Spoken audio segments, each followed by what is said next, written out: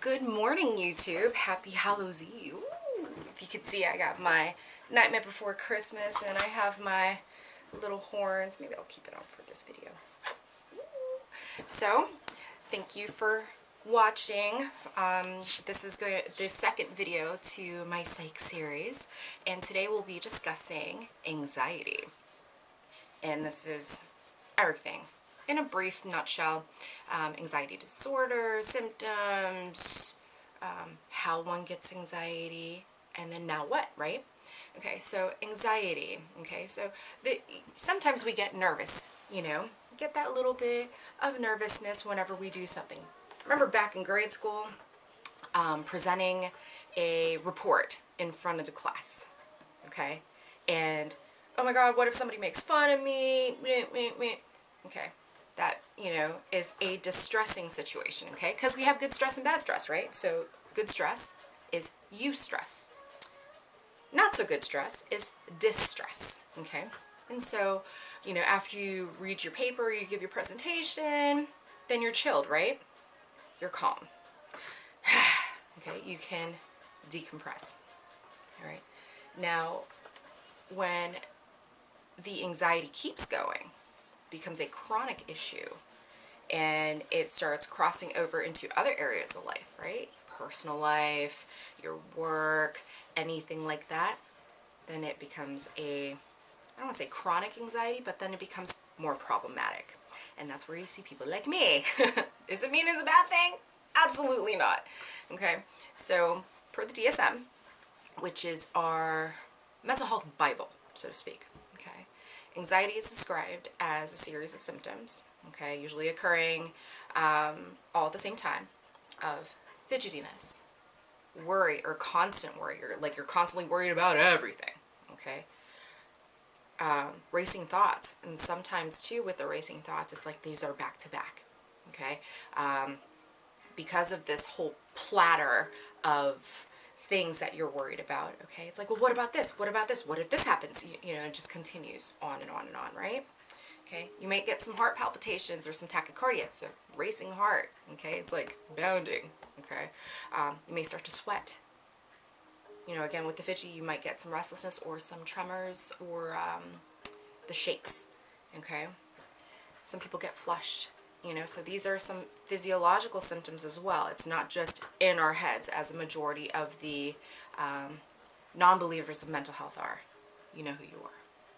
Anyway, so the list goes on and on, right? There are so many different symptoms, okay, that occur. And when this continues on and on, what happens is that with the anxiety, you trigger a response that's called, your fight or flight response. You remember that shit back from, grade school, health class, stuff like that, right? Once that cocktail of adrenaline, cortisol, those wonderful catecholamines and chemicals in your body that kind of trigger that anxiety response, it takes literally half an hour for your body to metabolize it. So it's not just in our heads, okay? So what happens then is, as this is continue on over and over and over again, you end up having this chronic anxiety, and you are looking at suffering from long-term effects, okay? So this can lead to, but not, become, okay, to heart attacks, constant changes in your pressures, okay, to, your immune system being compromised. Okay, because you're under that much stress, your body is trying to compensate for so long, and after a while, it's not going to be able to, which is why we have to take care of ourselves, right? Upstairs, right, with, anxiety and stuff, we, going with the racing thoughts and the constant worrying, and it's not just constant worrying about, oh, I need to get this assignment done, or blase, right? It's more so, how am I going to perform? Am I good enough? Will this sound stupid to other people?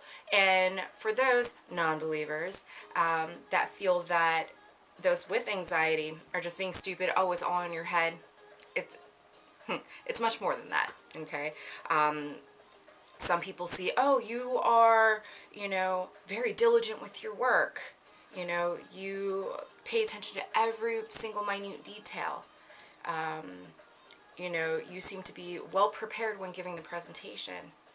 It's rehearsing and rehearsing and rehearsing said presentation, or looking and checking work over and over and over again to make sure we don't look stupid in front of our peers or our bosses. Okay, so those are kind of some signs, I guess, of how to kind of read out or map out some anxiety in people. Also, what happens, you know, with that is cognitive distortions, right? So cognition, brain, thinking, okay? So we think kind of differently, okay? So cognitive distortions are these beliefs or these problematic ways of thinking, okay? So 2 or 3 of them in particular, okay? So let's say we catastrophize, okay? The anxious mind will, quite frankly, blow shit out of proportion because it becomes this huge ordeal, this huge deal in their minds, right? I mean, what happens when you give this presentation? Oh my God, I'm going to blow it. I'm not going to get the scholarship. And then it just continues to go downhill. But the thoughts just become ginormous. Think atom bomb proportions, okay? Another thing too is this overgeneralization. Because of one bad or one negative experience that occurred from before, now all things are bad. All of those ongoing or future experiences will all be bad. Another one, let's add all or nothing thinking. It's got to be this or that. Okay? So it has to be all good or it's just going to go all to shit and just be all bad. Okay? Sound familiar? Well, how does one become anxious or get anxiety, I guess, so to speak? You know, a lot of it is hereditary. A lot of mental health disorders are hereditary. So a majority of the time, you know, especially your front runners, mom, dad, brother, sister, you know, bumps your chances up like quite a bit, 10, 15, 20% up, even higher, okay? It just depends on what disorder, all right? Your environment, okay? So let's say born and raised, you know, good family, you know, meaning like mom and dad, you know, very supportive, loving, and, you know, something happens environmental-wise. Think Syrian refugees as an example, okay? And which kind of goes into life as well, all right? How are you taught to deal with your environment? How are you taught to handle your stress, okay?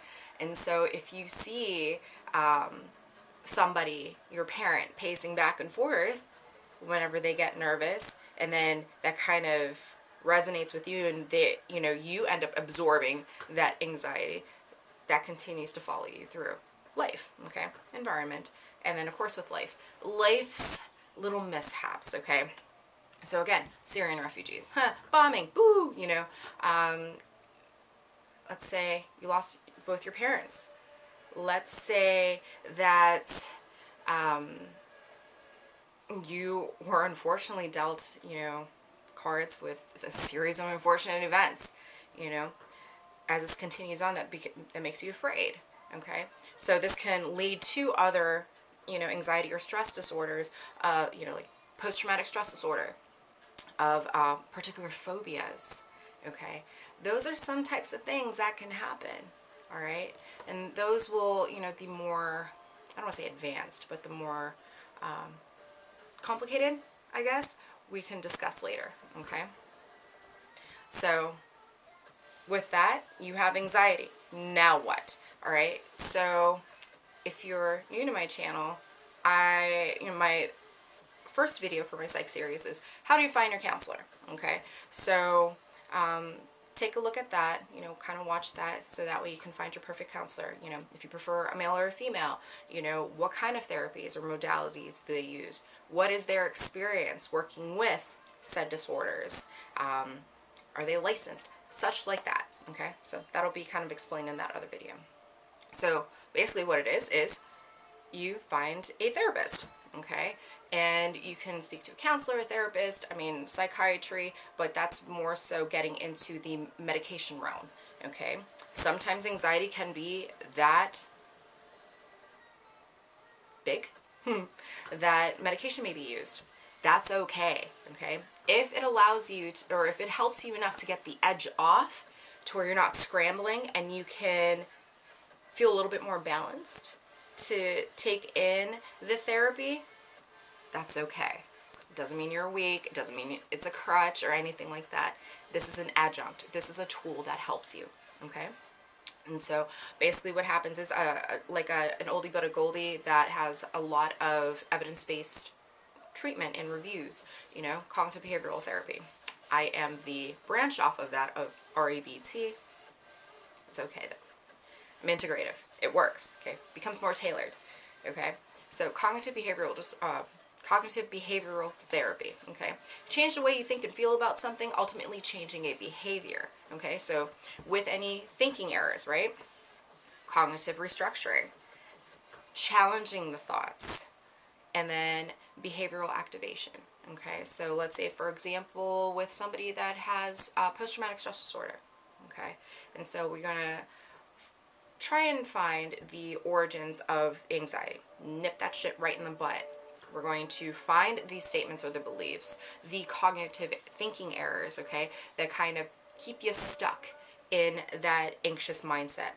With whatever is happening currently in the future, the present, okay, we're going to try and sever those ties, okay, so that way it keeps you from, I don't want to say from getting anxious, but getting too distressed, okay? From there, we would probably implement some behavioral activation, so kind of like some exposure type therapy, you know, cognitive processing therapy, such like that. Okay, so in that way, ultimately it changes the behavior. So what used to cause you tenseness and give you headaches and make your stomach hurt, all symptoms of anxiety, okay? To give you the fidgetiness, and then, oh, okay, well, really, it's not that bad. The last presentation I gave actually went well. I received a lot of praise. So from a 10 out of 10, you're going to be at a 5 out of 10.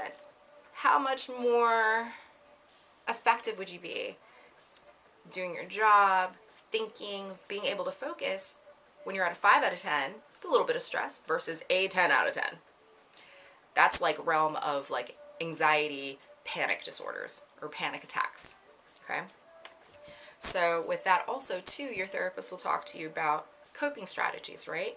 Things that will kind of help you, these skills, to decrease your overall symptoms here and there, okay, just a little bit, to help you work through it, not get over, okay, or push it to the side, to work through them.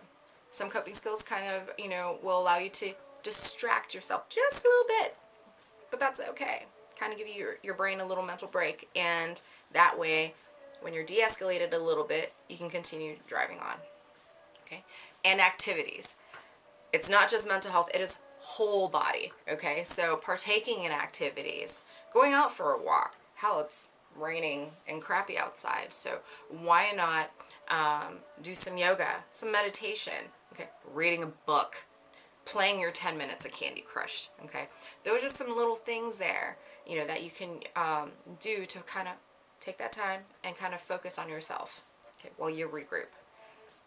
It is whole body, okay? People exercise also.